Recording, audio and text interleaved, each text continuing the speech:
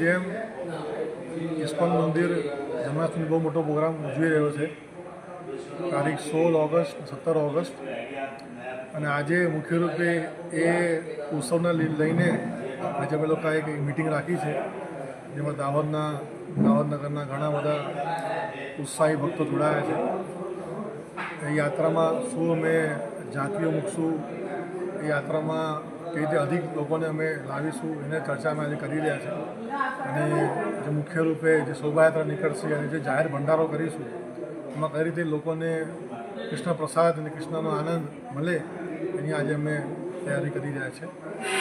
તમે સૌ પધારજો, ટ્રાય કરીશું।